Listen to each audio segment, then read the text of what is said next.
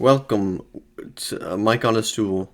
Today we are going to be recording or talking about our top 10 favorite games. As of Tuesday, February 15th, 2022. Yes. Because it'll probably change by next year. Yeah. For example, 2 years ago, we did the same thing, and Aidan's list has changed drastically. Yes. Mine, not so much. I think like 2 or 3 titles are different. So. All right. So, starting at number 10, for me, that is Star Wars Fallen Order. All right. It's just, the story is phenomenal, graphics, combat.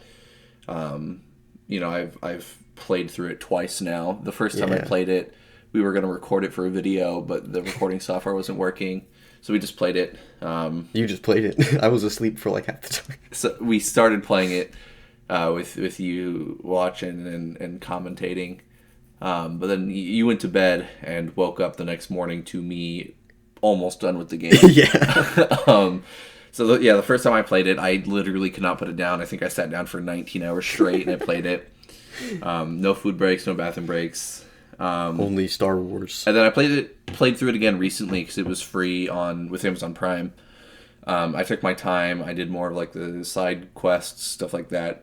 And I enjoyed the game even more than I did the first time. So, again, beautiful graphics, music, story, characters, combat, customization. It's all just... BD1. BD1 is a great character. Yeah, it's all just great. So, for number 10, mine is Star Wars Fallen Order. You could have just said Prof. Well, I mean, that's obvious. I think I needed to mention that. All right. Are we going to my number 10 now? Yes. All right.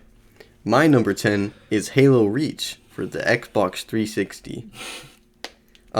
Basically, this one is the only one that's here because of nostalgia, basically. I played the multiplayer along, like, the last time I ever played multiplayer. I played that all the time. I think my parents probably got mad because people were cursing at me. I was really bad. But no, multiplayer was fun. And also, split-screen co-op for the campaign was epic. As usual for Halo, except for Halo 5, because Halo 5 sucks. The story, actually, like, the only good prequel story ever made. I really liked the last mission because it's told through gameplay and not, like, cutscenes. Well, there's a cutscene at the end, but you get my meaning. Plus, normal Halo stuff, good atmosphere. Graphics were good at the time. They still hold up pretty well. Marty O'Donnell is basically a soundtrack god, so, good music, obviously. And the characters are good, likable cast, good voice acting. That's the game. You said one of the best prequel game ever. I guess you've never played Age of Calamity. I have.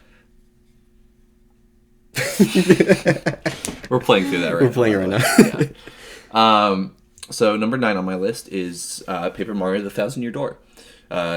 It's a GameCube game, Paper Mario, obviously based by the name.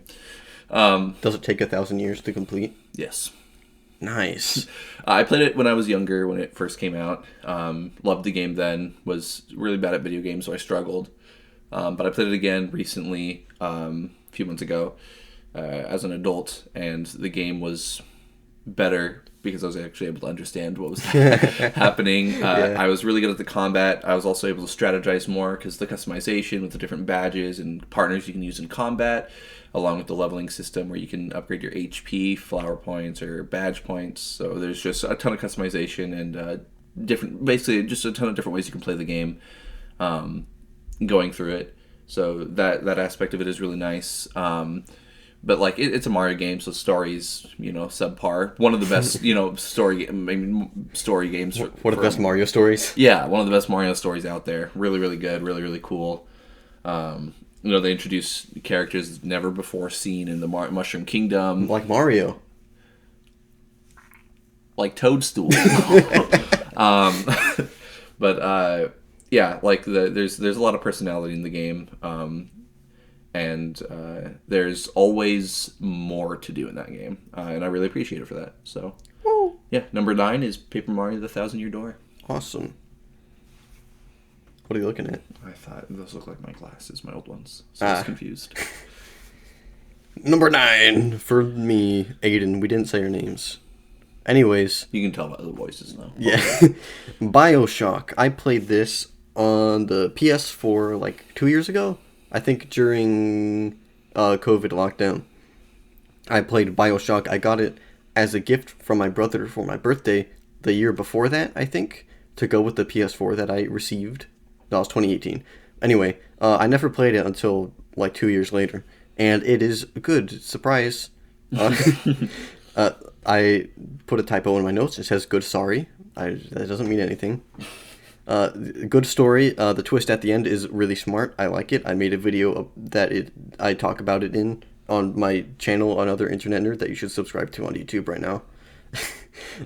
It's told really well. The story is through minimal cutscenes. It's like audio logs that you can listen to while you're playing the game. And there's like 2 cutscenes in the entire game. So that's cool and stuff. It's, first person shooter. That's fun. I'm really bad at it. I died a lot, even though I was playing on normal difficulty. I changed it to easy, and I was still really bad. Great atmosphere. The setting is amazing. One of the best settings in video games, in my opinion. I forgot Rapture. That's what it's called. Where you're underwater and stuff. It looks cool, and it is cool, and the world building is really good. Plus the old timey aesthetic, very epic, and Like steampunk. Yeah, steampunk, old timey, set in like the 50s or something, but not the real 50s, obviously. The fake 50s. The fake 50s. Yeah, so it's good. I would say something about the music, but I literally don't remember. Yeah. Number 8 on my list is Mario Odyssey. It's one of the best Mario games in my opinion. Well, 3D Mario. I like the different path, the fact that you could take different paths. There wasn't like a super linear way that you could play. The capture mechanic was really cool and unique. For the first time, you got to play as villains, technically. Yeah, because you could throw your hat. Yeah. There were a bunch of new creatures that had never before been seen in Mario that you could capture. Mario. Like Mario, yeah. But the introduction of that mechanic was really cool, and honestly the reason why it made it on this list. But also just like the ton of different moons and like side quests that you can do. I find it really fun and challenging, and I really like parkour and pushing games to its limits.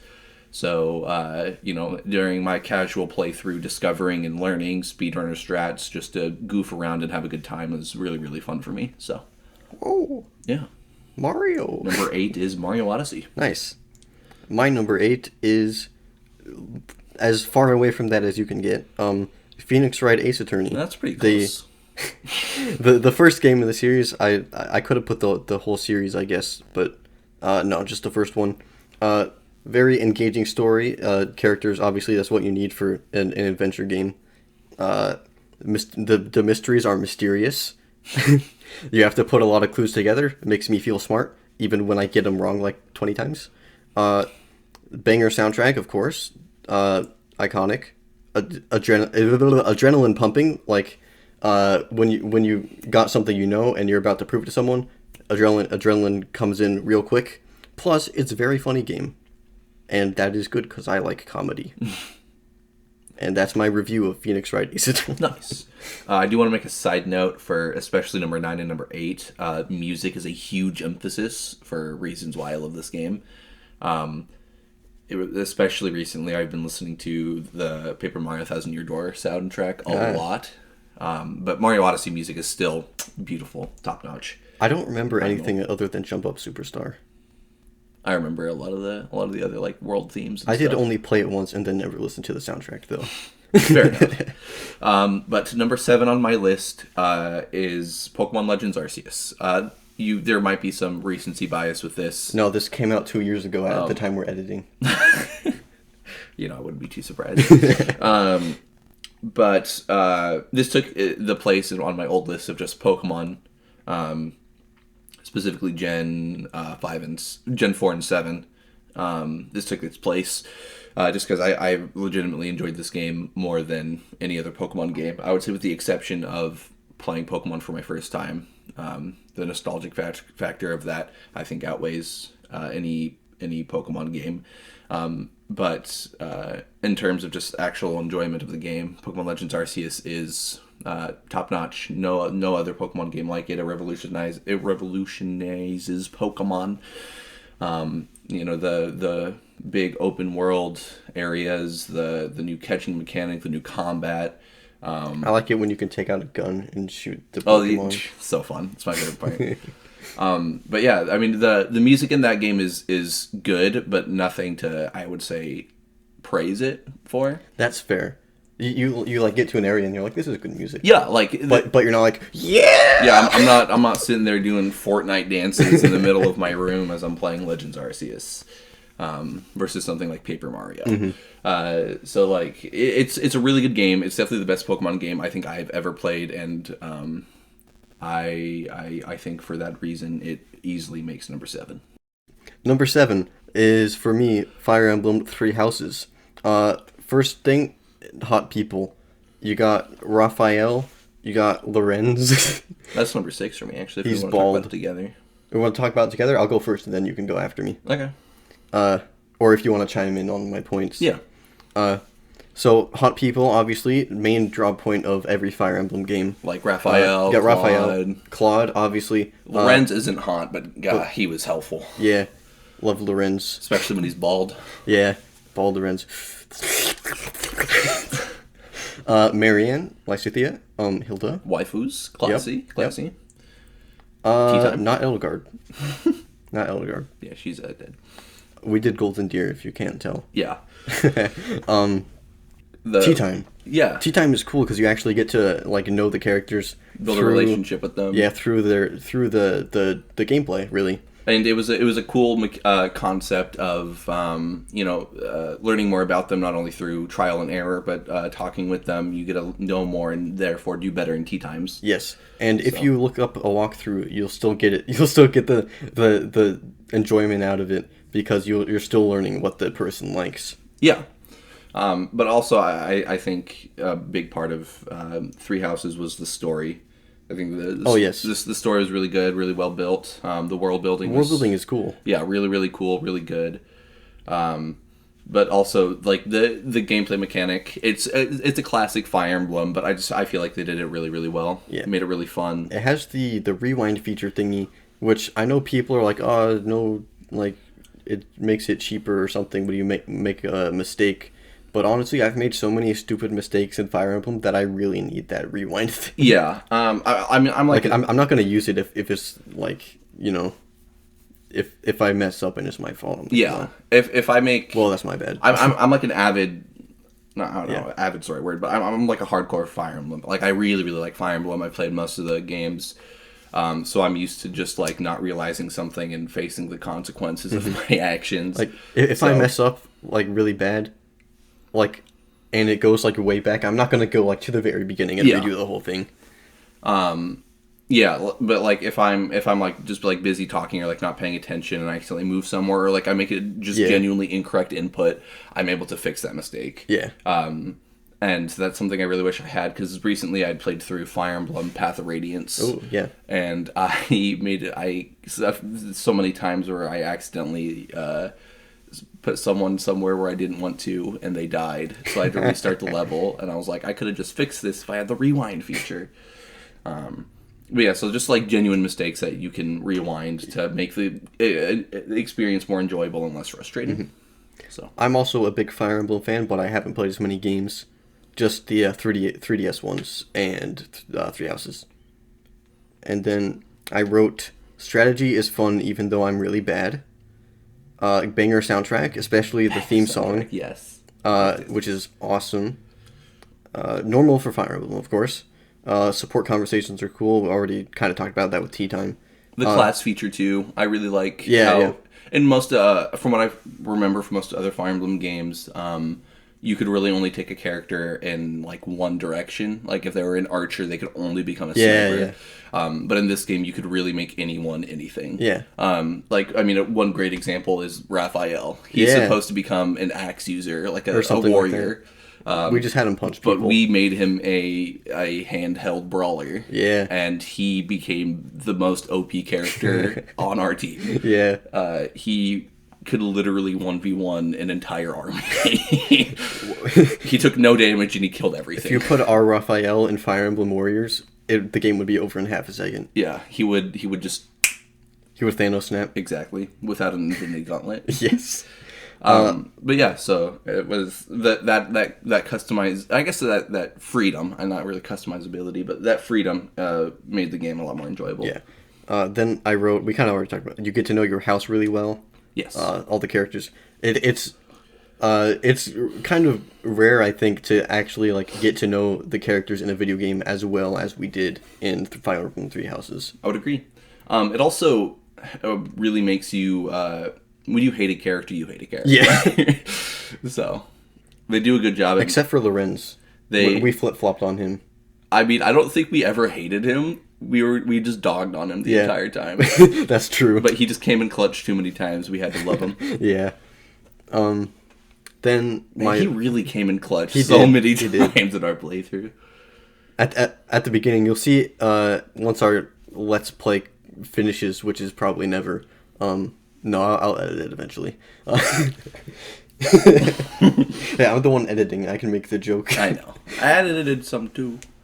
That's true. Yeah. I forgot. Lorenz was... We were like... at the beginning, I was like... watch Lorenz be like our favorite character at the end. And at the end, he was like the most clutch in like the final battle. There were so many times where he dodged for absolutely... Like, the enemy had like 98% hit success, and he would dodge. Yeah. And then my final point I wrote down was probably the most obvious that I missed somehow. The replayability. There's 3 houses. If you want to play the game and get a totally new experience... Play a different house? You got like 3 more routes to play, and DLC, actually. And even in those routes, there's different characters that you can bring along. Because I think there were 2 or 3 characters you can recruit from different houses that we brought on. Yeah, we've got Annette. Yes. I think that's the only one we actually recruited. Well, yeah, because we ended up loving the characters that came with the house. Oopsies. We never even used Annette. Wasn't not our fault that Lysithea is amazing. Yeah, or the dad fucker. Leone. I'm sure everyone... I didn't need to specify that. Everyone knew what you're talking about. Yeah. Alright, I think that'll be it for the section for Fire Emblem. Yeah. Move on to your number 6, because we covered my number 6. That was Gabe's number 6. I don't think we specified. Yeah, number 6 was, for me, Fire Emblem Three Houses. My number 6 is The Legend of Zegend, Bridge of the Legend. So basically, in Bridge of the Legend, I don't know what I can say about Legend that that hasn't already been said.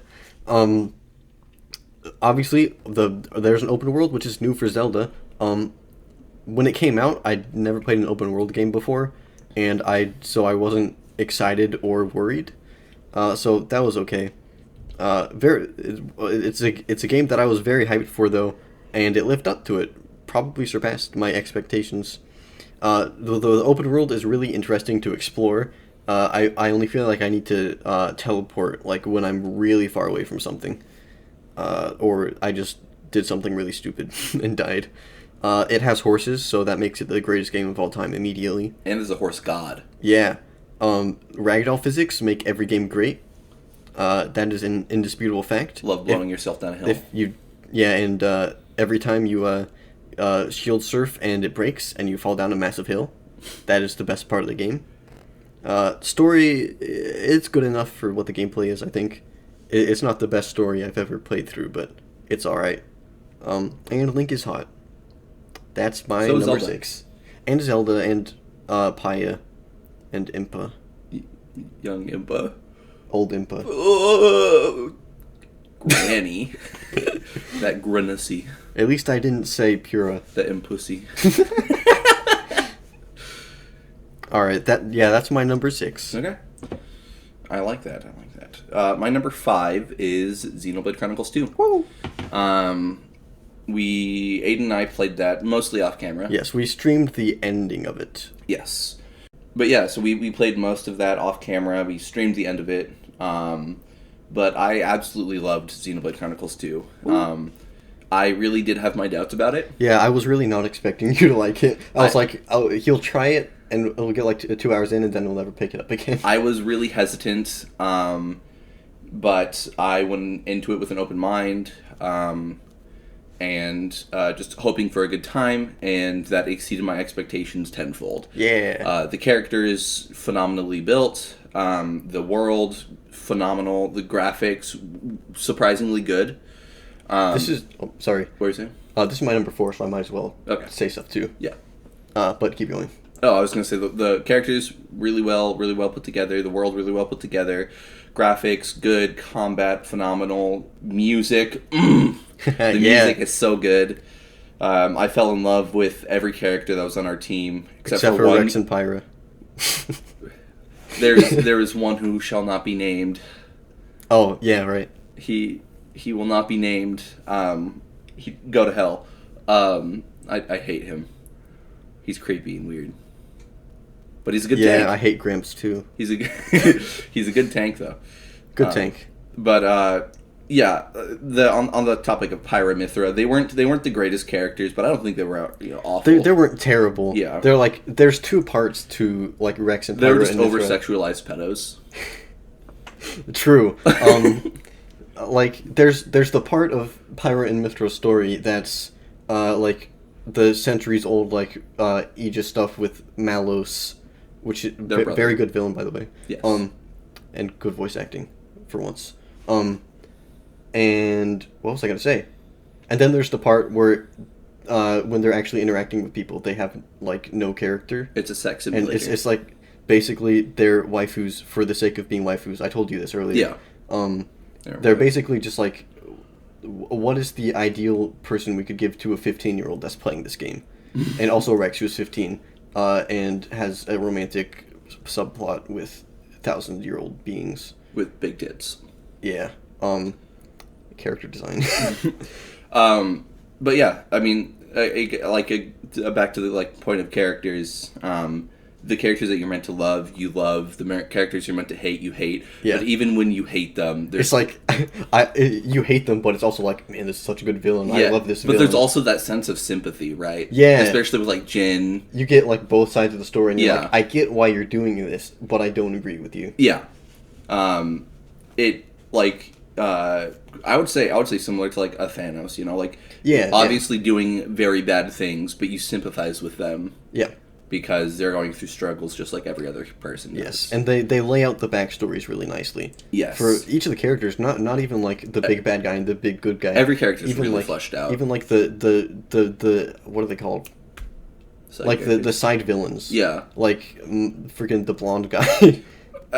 Mikal. Yeah. Yeah. I knew it was something like that, but I forgot in the moment. And then like even like some of the side heroes like Zeke and stuff are Yeah, I really love well Zeke. built, and they're introduced early on, but they're Yeah. not really explored until later. But even then, like with the limited amount of time that they had, they were really fun characters. Yeah. Nia, Morag, their blades, Zeke, all like I love all of them. Even not just the characters, but like their blades too. Yeah, Or yeah. like just so many characters introduced, like Bridget, and just so many characters introduced into this game that are super fleshed out, super well built. You love every single one of them. Yes. So Xenoblade is honestly just such a good game. Yes, and there's like gigantic plot twists, very characteristic of Xenoblade, the series. When the plot twists are so crazy because first they make sense, like in the context of the story, like you might be piecing things together that got set up earlier, and then when it They happens, hit it's like you whoa, on the back of the head with a bat. yeah, and then and it's really effective, not only emotionally, but also because like you care about what's happening to these characters and like their stories and all that. So yeah, the story might be good. It might be good. Maybe. Yeah, just a little bit. A little, yeah. But yeah, I mean, just Good game. Yeah, good game. This is my number 4, so that's why I'm adding in. I also have a few more things that I have put. I put the lows are really low, but the highs are really high. So it's not consistent all the time. Like this, the stuff, the stuff that's bad is like face palmingly bad. Like I'm like, why did they think that was a good idea? Field skills. Field skills. Oh God. Oh, why do you remind me? The character designs are like half good. I would say most of them are really good.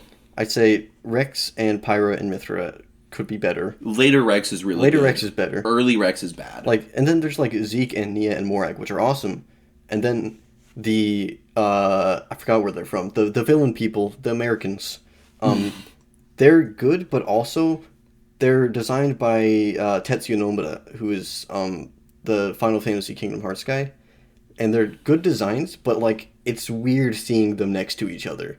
Like, I think they should have, as much as I like the designs, I think they should have just like got one artist. Well, I think it was, they're not from there, so they're not going to have the same style. I mean, I guess or the same. That's true. But it was, when they popped up, you're like, is that Final Fantasy character? Yeah, no, I definitely got those vibes.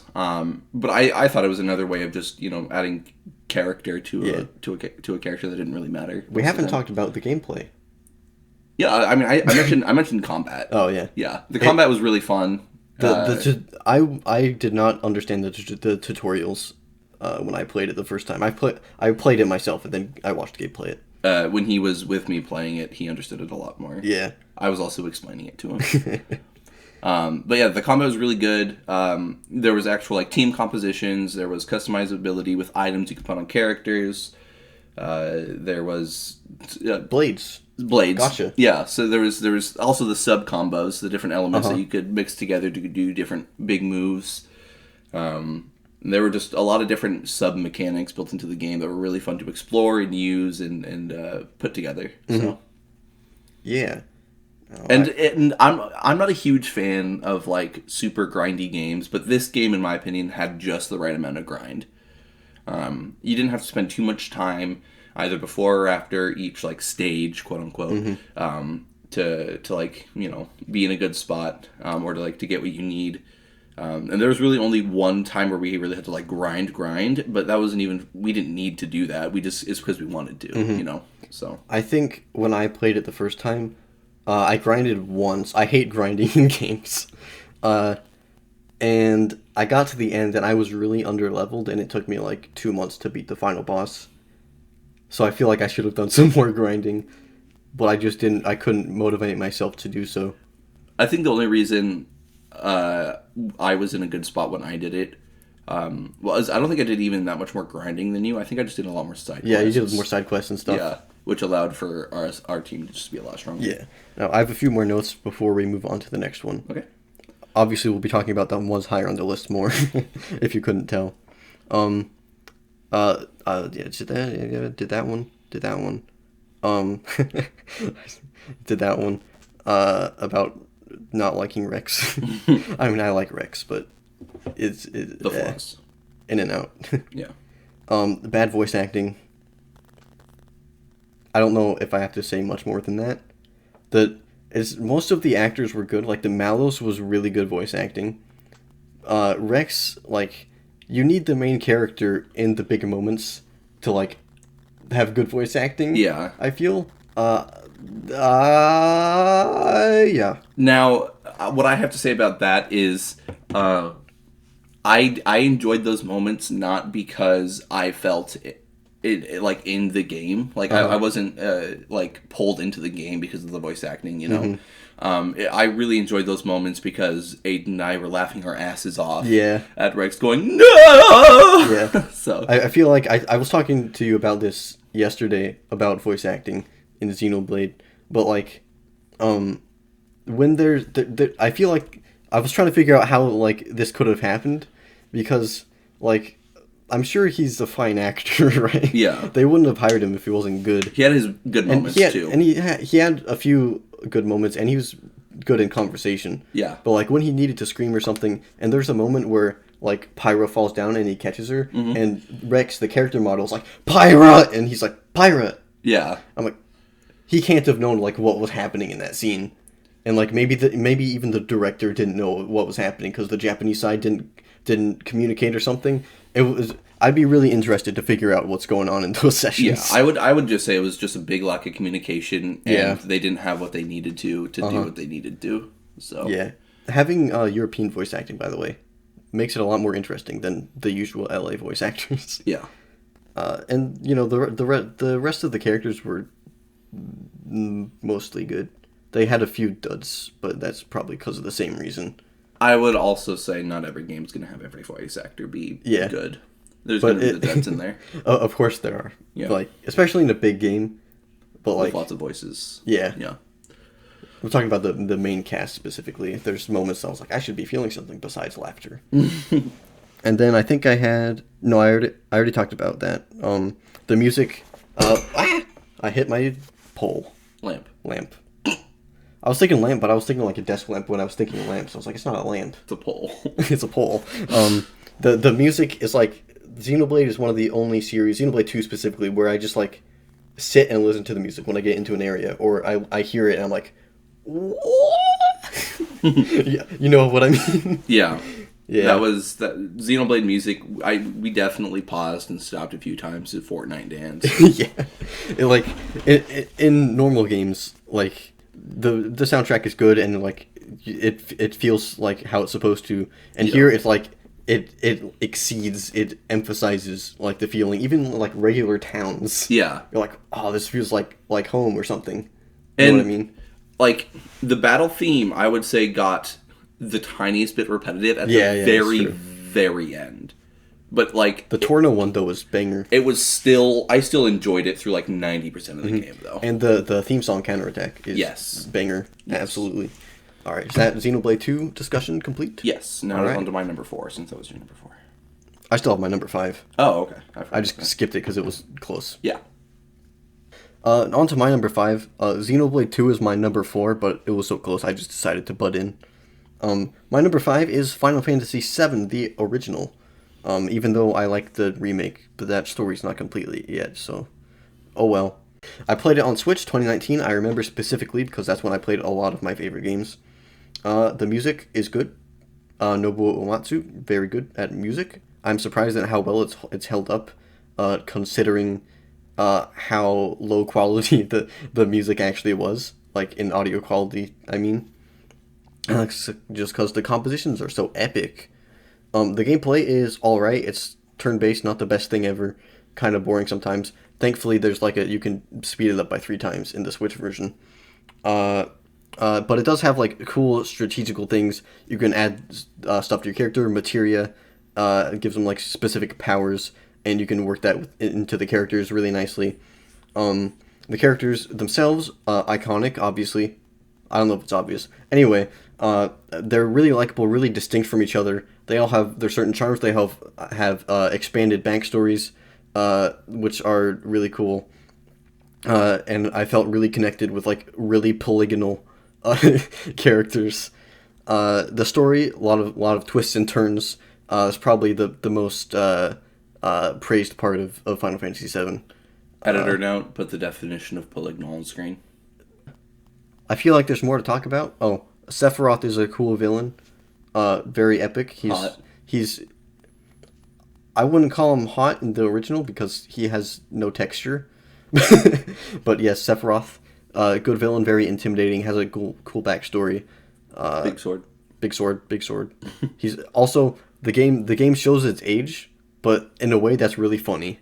So I can't put that against it. Like the cutscenes are interesting. And Cloud is a good protagonist, which I really didn't understand until I played the game, because I've heard of the game and Cloud, and he was in Smash Bros. But I was like, why do people like Cloud Smash Bros. So much? And then I played the game, and I was like, oh, that's why. And that's my number 5. On to my number 4, Hollow Knight. First of all, seeing the praises of Team Cherry, I think there's 4 people on Team Cherry. Yeah, something like that. I think 3, actually.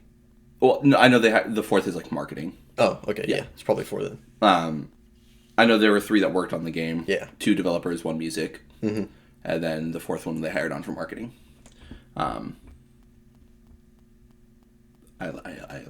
like Team Cherry. They should release Silk Song.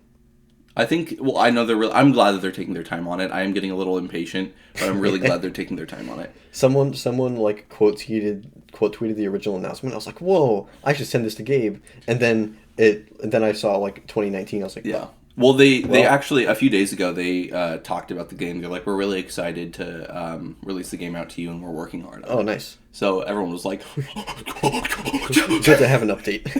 update. We're taking scraps at this point. But yeah, Hollow Knight. The character design, just like the actual like visuals of the characters, really Yeah, cool, really unique. I can agree with that.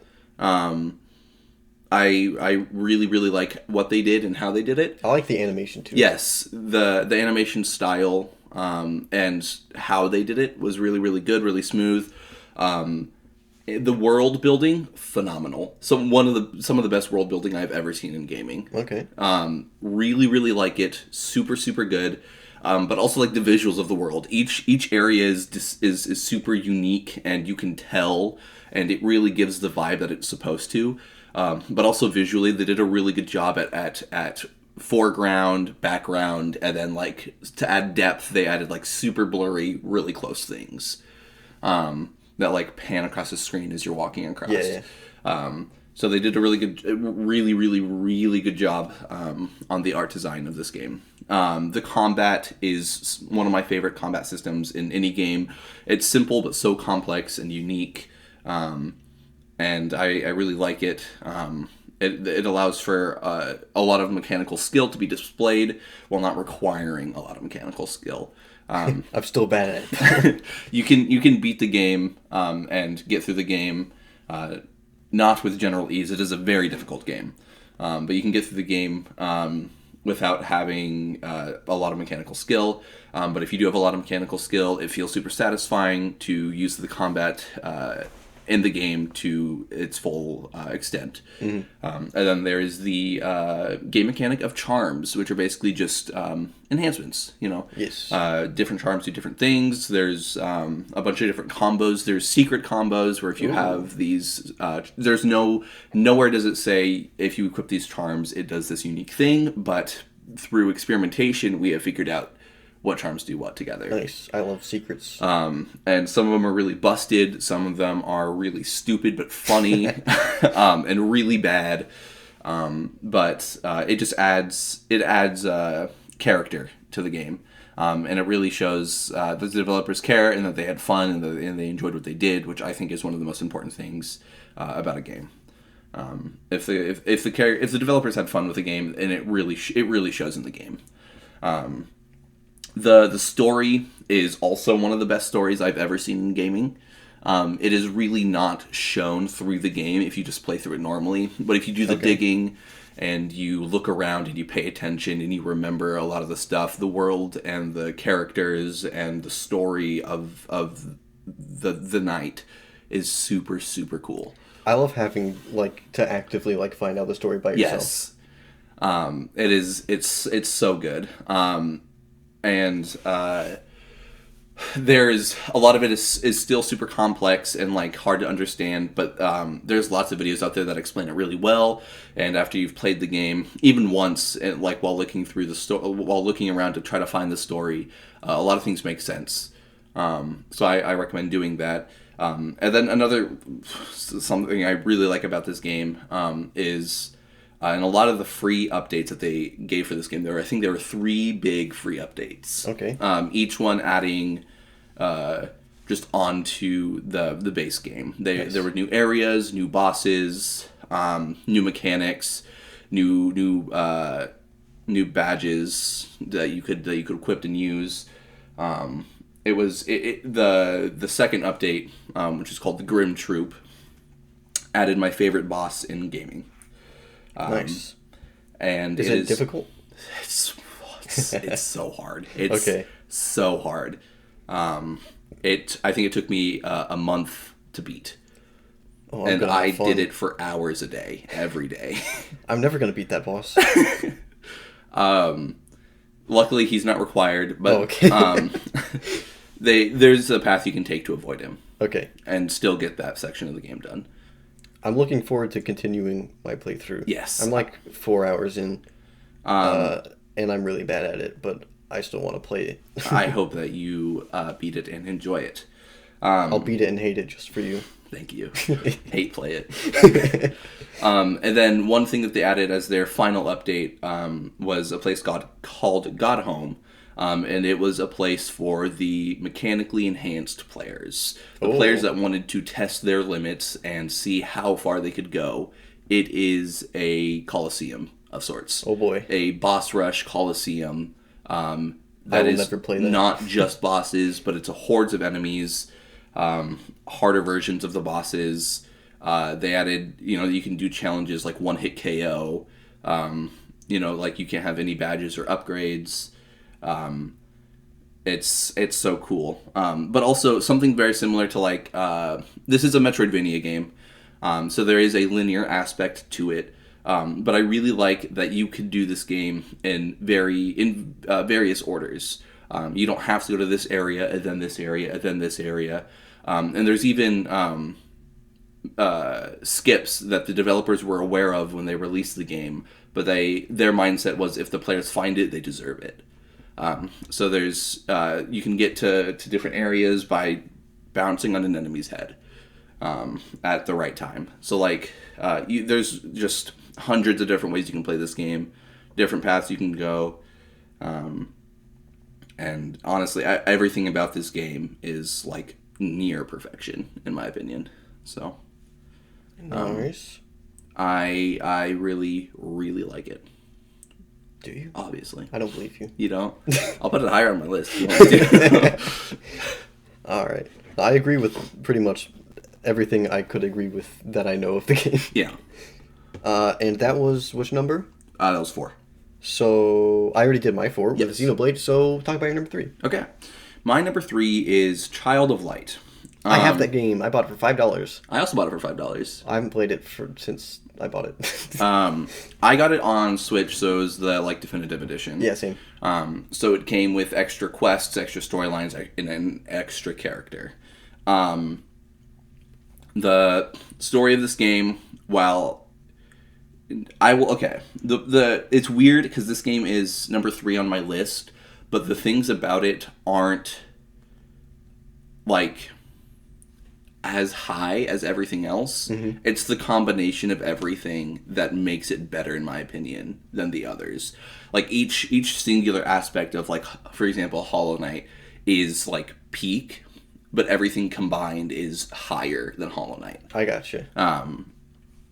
But the biggest thing that I like, that I think is better than Hollow Knight in this aspect, is the art direction and the art design. I do the art design. The design is really cool. Yes, it's like a watercolor paintbrush. It's kind of reminds me of a children's book almost. Yes, that's what it's actually. That's what it's supposed to be like. All right.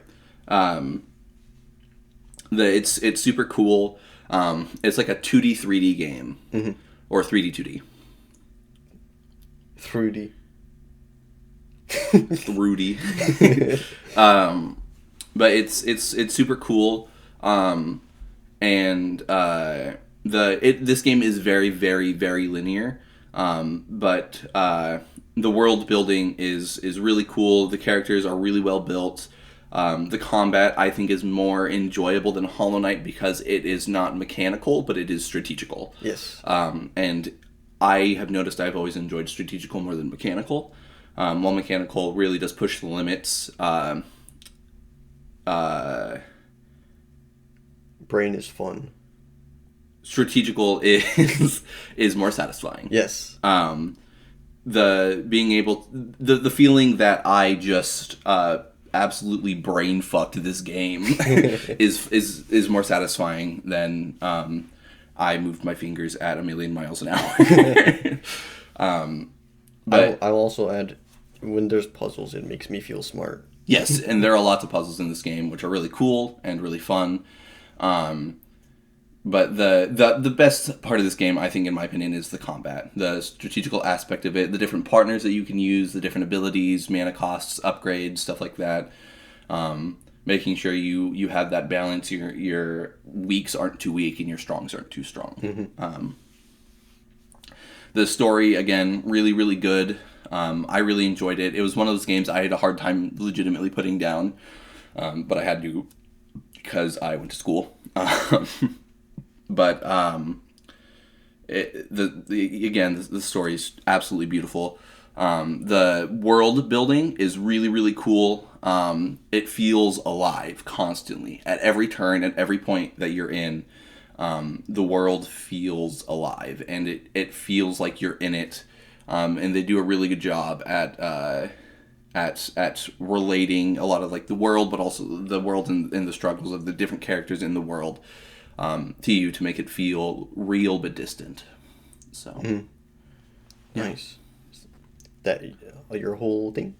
That's I don't think I can really touch upon much more. All right. My number 3 is probably the worst one I could have forgotten to write notes for. Persona 5 Royal, specifically the upgraded version. This game is 100 hours long, and I have no notes for it.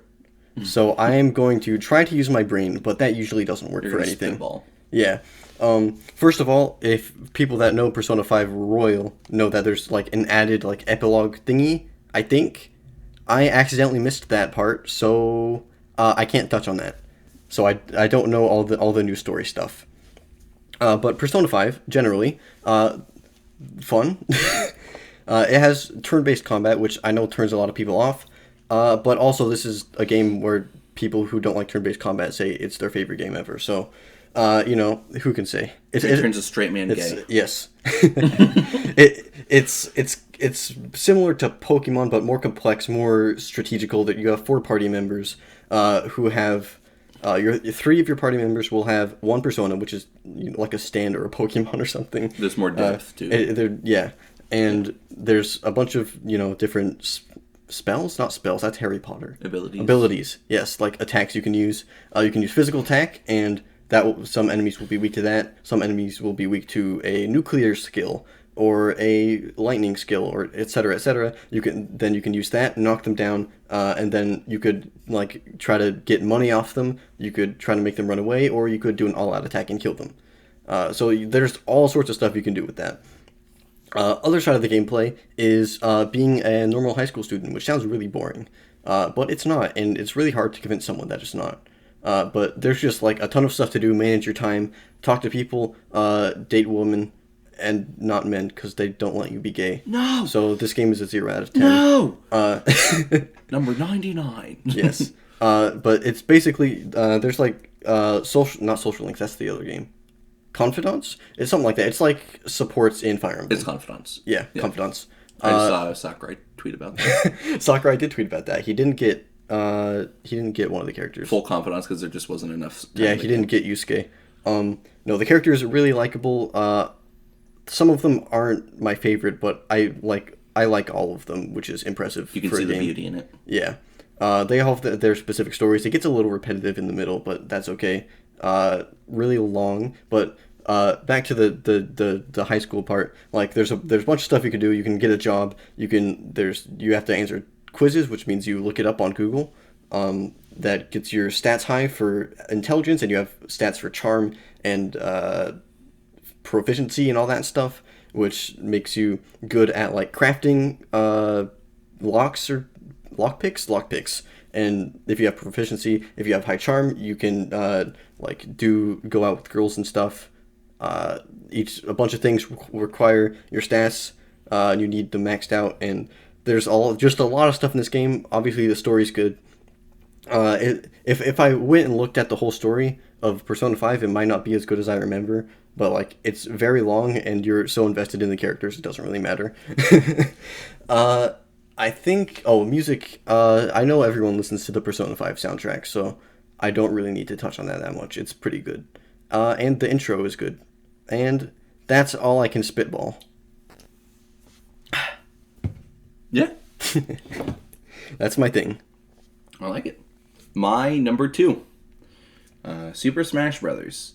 I am doing the entirety because they are similar enough where I feel like I can, but I will go into specifics of which ones I like and kind of the order of that. So obviously at the top it's Super Smash Brothers Ultimate. Yes. Probably one of the most well-made and well-balanced Smash games out there, both competitively and... I won't say it's hard to say it's the best competitively because there's Melee, But as someone who's not a fan of a lot of the mechanics of Melee, um, I really do appreciate the simplicity with the complexity in Smash Ultimate. Yes. But then there's also the party side that I want to say is probably the best, but there is Brawl, which I think is the best Smash party game. Because it's out of balance, it's more fun. That's true, yeah. Broken characters will always be more fun than balanced characters. You're going to get more people yelling that it's BS, and that makes it more fun in the party setting. Exactly. Broken characters will always be more fun than balanced, and so I think for that reason, along with different aspects, Brawl will be probably the best party Smash game, but I think this has the best balance of casual and competitive, along with visuals and side stuff, with like the what's it called? The World of Light? No, the other one, like the 9.9, what's that called again?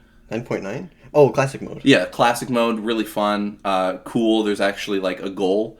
Yes. Instead of, having the highest number isn't really like important to me. They could have some better bosses variety, but besides that. There's the higher you are, the more of the painting you see. So there's kind of a goal to see what the end of the painting looks like, which was really motivated me to try to get the perfect score so I could see the full painting.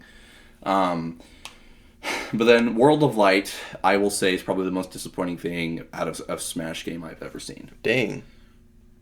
Well, I guess I wasn't really expecting it to be good, so I wasn't disappointed. I will say my favorite thing about Smash ever in the entirety was Subspace Emissary. I personally play games for story more than gameplay, so that's probably why no Smash game is on my list. Well, I mean, Subspace Emissary has a story, a really good one. Subspace Emissary was really fun when I was like 10. I think if you replayed it, you'd enjoy it. I haven't replayed it since. Because there's an actual like story. Like there's no like text or audio, but there's like emotion. I know. I played it with my brother, I think, for the first time when I was like 9, because I got it for my birthday. Yeah. Anyways, it's your topic. So when I saw the trailer for World of Light, as many people did, they thought it was going to be a Subspace Emissary-esque game or game mode. So to our very, very, very big disappointment, it was not. I wasn't expecting it because I don't know how they would make 70 characters interact. I mean, they did it with like 35, 40. 70 is a lot more than that. I know, but I felt like they could have done it. I felt like... It's possible, yeah. No, I definitely felt like they could have done it. And done it really well. Which makes me... Seeing the potential there makes me even more sad. But anyways... I was really disappointed by that. Now, I did enjoy World of Light. World of Light was fun for me. Yeah, I agree. But the idea of it makes me very disappointed and very sad. Fair enough. But the gameplay of it was really fun. I actually enjoyed it. Doing the different spirits, the different stuff like that. That was really goofy. That was really fun. One-shot Ganon build was hilarious. Yeah, so like I did enjoy World of Light, but the idea of it, the potential makes me really sad. But yeah, I think Smash Ultimate is the perfect combination of competitive and casual. As I said before, Subspace Emissary is my favorite thing to ever come from a Smash series. Absolutely loved it. So cool, so great. The music from Brawl is unlike any other. Oh yeah. I think the theme song was composed by Nobuo Uematsu, who I mentioned for doing the Final Fantasy VII soundtrack. Yes. The music in Brawl was top tier. The remixes there were unlike any other. Same with Ultimate. Those were really, really good. Yeah, Gangplank Galleon. Yes. There's some just bangers. We listened to that so much before the game even came out. We did, yeah. And obviously, one of my favorite things about Ultimate is the characters. Yes. The third-party and first-party characters that were added to the game made the game special and unique. And, another shout-out and, I guess, emphasis to the Smash game is Mr. Sakurai. Yeah. The amount of work and effort. And his team. And his, obviously, yes, and his team. But the amount of work that they put into it, and the amount of love and care that they have for this game and the passion behind it Is honestly unlike anything I've ever seen from any developer ever. Yeah. So that makes me really happy. And the things that Sakurai and his team did for Smash, getting characters like Sora Yeah. and Kazuha and Cloud Yeah. and Joker, That's still crazy, even though it happened so Banjo-Kazooie, quick. like Steve from Minecraft. Steve from Minecraft.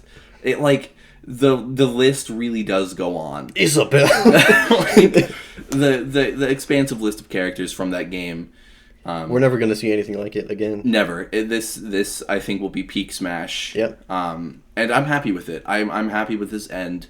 But there's and this was a game I played a lot growing up. It was a game I played with my siblings. And it was a game that for a long time I sought to be not the best out there, but the best that I could be. So it was a game that I worked passionately on for a long time. And I think Aiden can attest that I got pretty damn good. Yeah, but I still beat you a couple times, like twice out of the 500. You have beaten me. But No, yeah. he was really good, like, on the bus to Disneyland. That was fun. I worked hard to try to be the best that I could be. And I was definitely the best. I would say I was the best in the school, at least in Ultimate. Yeah, I think so. Yeah. It was fun playing it at school. It was. I missed that. Yeah. But there's just not only a lot of nostalgia, but a lot of emotion and memories. I guess that's nostalgia, but just care behind this game. And not only that, but the team and everything that's been put behind it is just, it's beautiful in every way, shape, and form. So. You see the giant, like, credits list Yeah. at the end. It's like, whoa, all these people came together to make this awesome thing. Yeah, it's the biggest crossover in gaming history. Except Not for only Fortnite. No, I'm just kidding.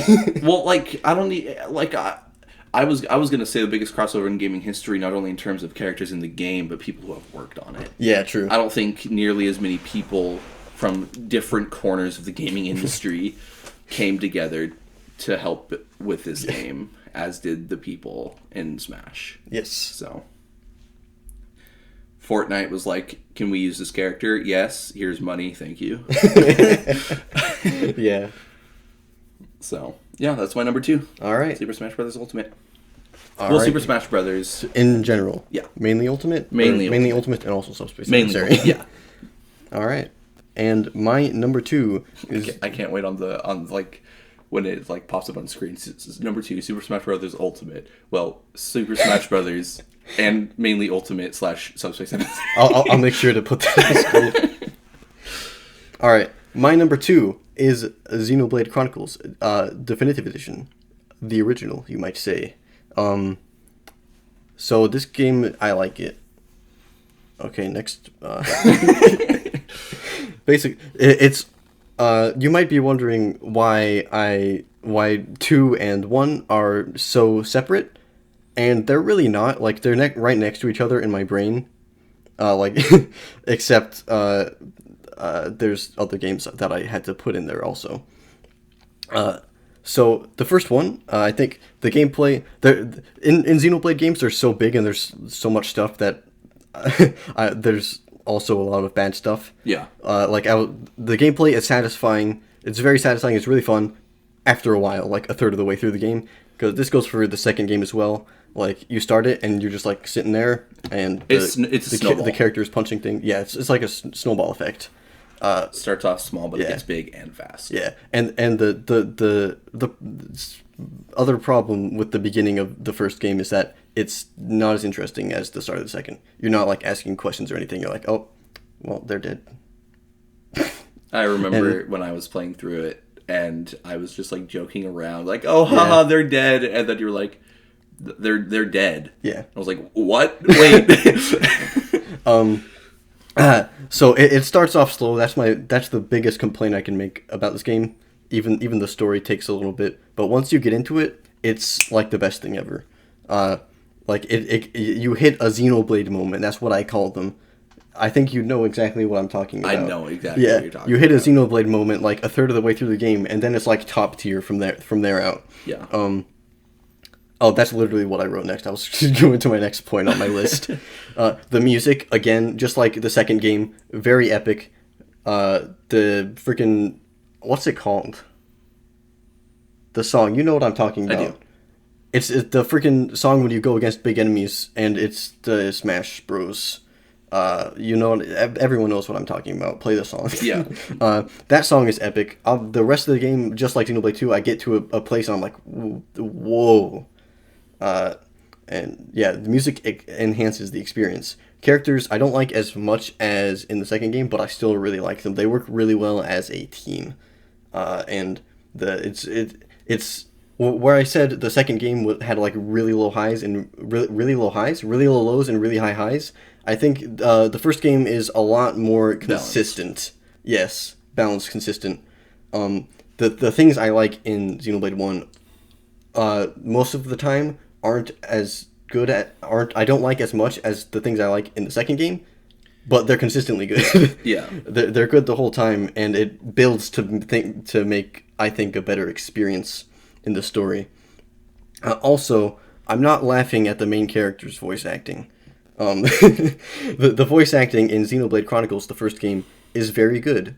I would say that. I think that is an objective fact.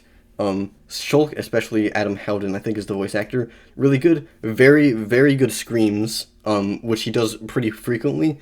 He absolutely kills it. And like, it makes it more emotional than it would have been if it was like a slightly bad scream. I feel like there's more to talk. Oh, the gameplay. I kind of said earlier. Yeah, it gets. It's still like strategical, which makes it really satisfying when it gets to that moment where you start to get more abilities, and you got the Monado and stuff instead of just like hitting random like innocent monsters with like a stick. Yeah. So yeah, I thought I'd be able to say more about this game, but I can't. So that's Xenoblade Chronicles Definitive Edition, except for the future connected story expansion, which I haven't played. The Xenoblade Chronicles. On to honorable mentions.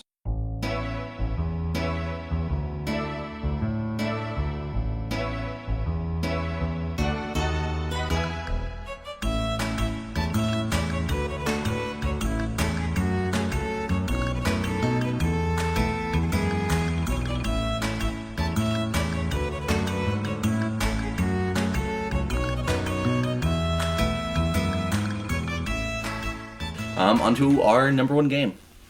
Yes, you first. For me, it is Legend of Zelda: Breath of the Wild.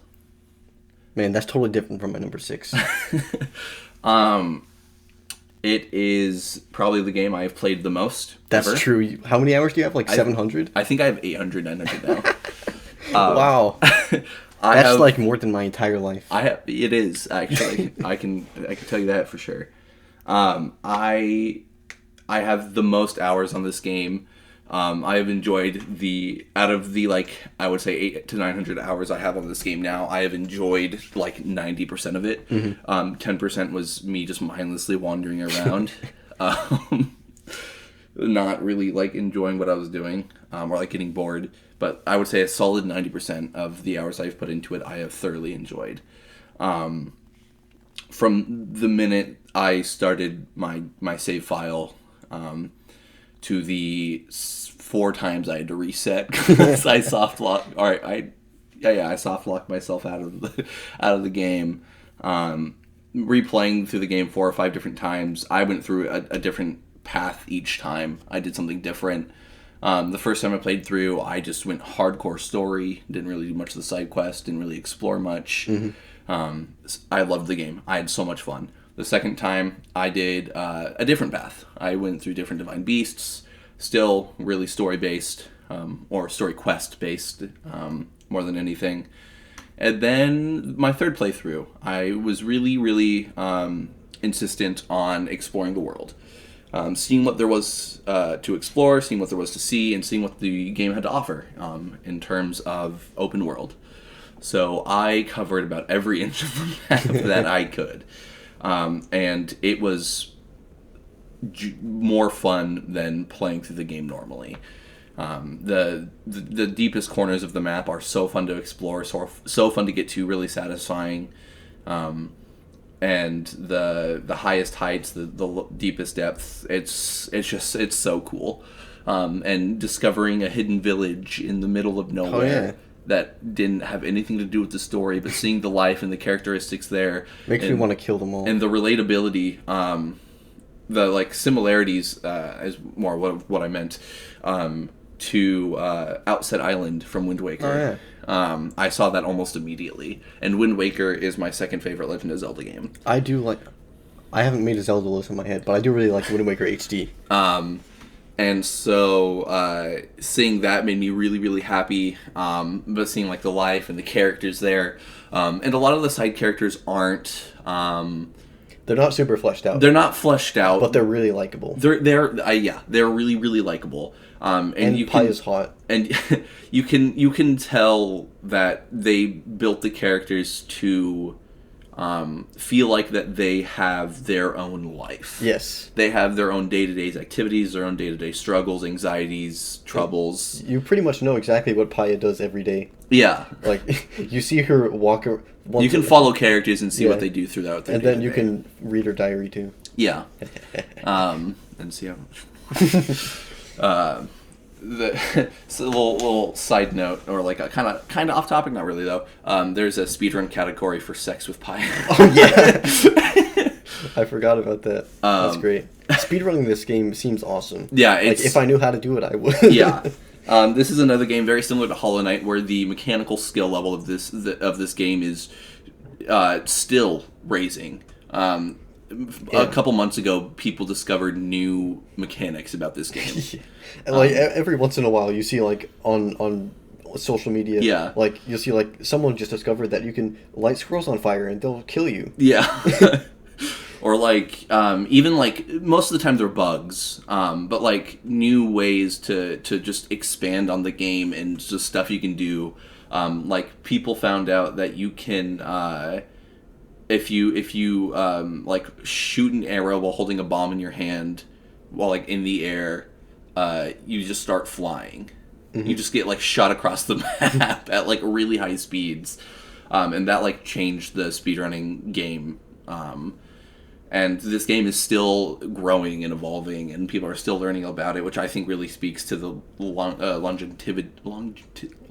longevity of the game.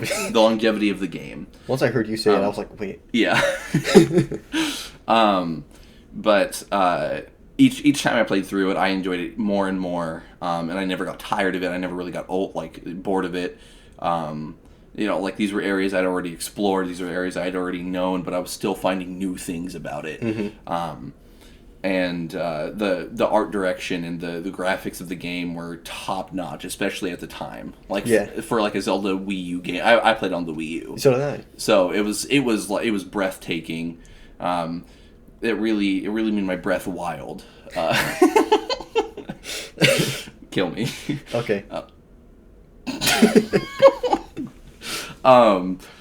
But it was stunning, and I would often just take time to just look, to just stand still, listen, and just look at what's around me. And that's often what I do in real life in nature. Like whenever I'm just like on a hike or something, I'll just take time to stop and listen and look around. And I've never found myself doing that in a game, but I did that constantly in Breath of the Wild. Mm-hmm. A lot of the scenery, a lot of the nature was so beautiful. Even the ruins. A lot of the ruins were the ruins were cool. Were really cool, really beautifully made.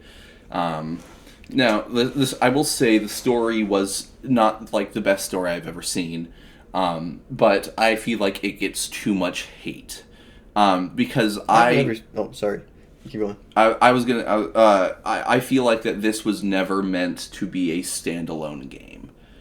I felt like from the moment they were working on it, they knew that they were going to make a prequel of some kind to explain what happened before, and they were going to create something after to explain the after, you know? I thought it was like a pretty conclusive story. Like, I wouldn't have been surprised. Well, obviously there was a story within the game for the players that weren't going to do the before or after. Oh, I But guess that makes sense. I really did feel like the story was set up that there were a lot of questions. Well, what happened before? What led up to this? I think And they did covered a lot of that through memories, I was gonna say that, yeah. but there were a lot of gaps that were open, and there are also a lot of characteristics. And potential for character buildings in the champions that we never really got to see, which we're seeing in Age of Calamity. Right. And I feel like that they created this game in the middle of a trilogy, and so that's why to a lot of people the story didn't feel full or complete because it wasn't. It was the middle of an entire story. I've never seen anyone give the story hate. I've seen a lot of hate, especially I've seen when it was people first coming disappointed. out. Oh. The only complaint I saw about it was rain and the soundtrack, which is dumb. I was actually going to touch on the soundtrack next. But good segue. I did see a lot of hate for the story. I saw a lot of people saying it didn't feel complete or full, and that's because, at least from my perspective, it wasn't supposed to be a complete story. Well, I think there's also, like, you have to explore to find the, like, stuff in the story. Like, Yeah, you do. These people could have skipped the memories. You can read Zelda's diary to find out more. Exactly. Yeah. All that kind of Within Breath of the Wild, there is enough for you to like know what's going on. But if you really do want to like expand and know the entirety of it, that's why I think that this like the before and after. That's fair enough. But the soundtrack, this game is not supposed to. It's not supposed to be like da da da da da for like There's the whole game. there's not like. In most Legend of Zelda games, there's themes constantly playing in the background throughout different areas. This game is the ambiance is the theme. Pretty much in the like grand scheme, like in Central Hyrule stuff. Yeah, because like Zora's Domain and all the cities and stuff do have themes. Yeah. And characters. But those are like villages and like but like I will say the ambiance is the theme of this game. There's obviously a quote unquote theme, but it's really the ambiance is really supposed to make it immersive, so you feel part of the game, so you feel like you're in the wild, exploring, seeing these things, feeling these things, and then the themes of like the different the different villages, and are really, in my opinion, are supposed to add character to the places. Make them feel more lively than just the wild ambiance of nature. Right. So, I think I've seen like a 10-hour long Zelda Breath of the Wild ambiance like video on YouTube. Yeah. That has like more views than like other soundtracks. Yeah, I've listened to that 10-hour thing before. But and like when the themes play, like Sidon's theme, Zora's Domain theme, the Rito theme, both night and day. Yeah, that's what's that? It's the volcano place. Goron, Death Mountain. Name. No, from Wind Waker. What's it called? Dragon Roost Island? Yeah, Dragon Roost Island. Yes, that's that's the same theme. That's like but different. Yeah, it's put in there, which I really like. I like the hints and throwbacks to like previous games in Breath of the Wild is another thing I really it's like respecting the past, but like going straight forward. Yeah, I agree. But yeah, when there's not supposed to be themes constantly playing, but I will say when there are themes, there are themes. Yeah, they're great. They are wonderfully conducted and built upon and made. And I'm really glad. I love that Nintendo does this. Most of the time they use live orchestras. Yes. And that adds a lot of character to it because there are actual musicians who actually care about this, who put heart and soul into this, and I think that will always be noticeable over computer-made music. And so each theme in each area is really noticeable. It's really memorable. It adds a lot of character and life to each area. And so I mean, I could probably continue talking about Yeah. this for a really, really long time. But I think you guys kind of get the gist of why this is my favorite game. Yeah, it's maybe kind of good. So, my favorite game ever, this is probably going to stay here for a while, Kingdom Hearts 3. I'm going to leave before everyone kills me. I've been made aware that lots of people do not like this game, but I disagree because it's good. Argument over. Yep. Thanks for watching. It's part of, well, I'll get to that later. First of all, combat, awesome gameplay. It has a ton of variety. There's like a bunch of like gimmicks that have been introduced throughout the series, which is a lot, and they all kind of come together, and they're not OP like they were like when they were introduced. So it's all really balanced. There's a bunch of stuff you can do just to take out a few enemies. And it's pretty epic. You got, magic. You can summon Disney characters, which is funny. Get Wreck-It Ralph in there. And, obviously you can, a bunch of different Keyblades. You can hit things, they have different strengths, and you can equip all different freaking stuff. Then there's, like, the maps are gigantic. They're big, like, they're not open world, but they're, like, really big, especially compared to other stuff that you can, like, you can run up walls. You can, run up walls. And there's a bunch of different ways you can traverse the area. It's super fun. The areas themselves, I'm not a huge Disney guy. You go around Disney places in Kingdom Hearts, so, not super into it. But they did have Pixar in Kingdom Hearts 3, which I do know, which had Toy Story, which was awesome. Really liked that world. And Monsters, Inc. What I really liked about this one specifically is that the Disney characters like interact with the story, which actually a lot of the time doesn't happen. And even though I don't really know the characters that well, it's really funny and like just how they were in the movies that I've seen.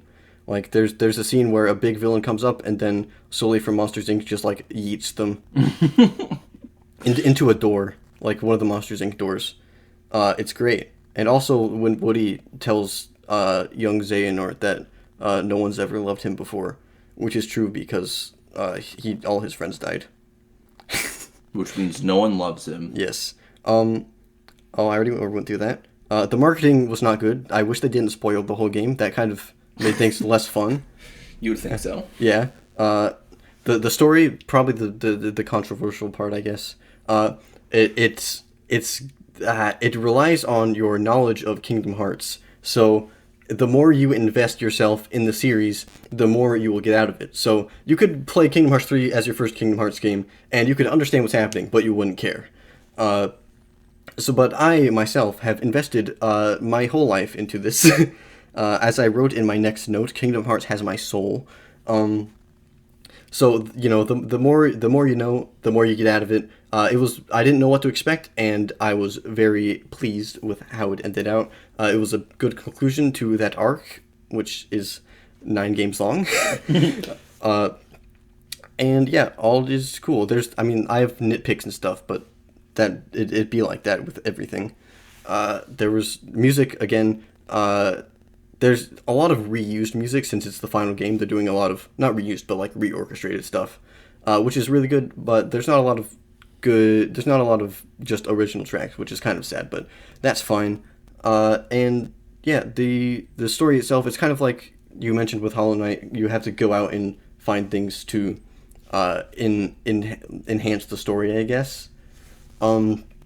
So it's that with the whole series, not specifically this game, but like if you go play Kingdom Hearts 1 and then you go through the story and it actually makes sense for once, and then like you read the secret Ansem reports after you beat the game, which are collectibles you can get, and then that gives you a lot of questions. And then you beat the secret bosses, which gives a little more story, and then you're like, what, this is even the same game? And then you have a lot of questions, and you have a lot more games to play, and that's basically how it works. It gives you a lot of questions, and you're like, well, now I need the answers. You play the next game, and it gives you a lot of answers, and it gives you a lot of questions. And that's all I have to say about it. I like Kingdom Hearts, and I have a small penis. Can confirm, I've seen it. All right, that's the list. Yeah.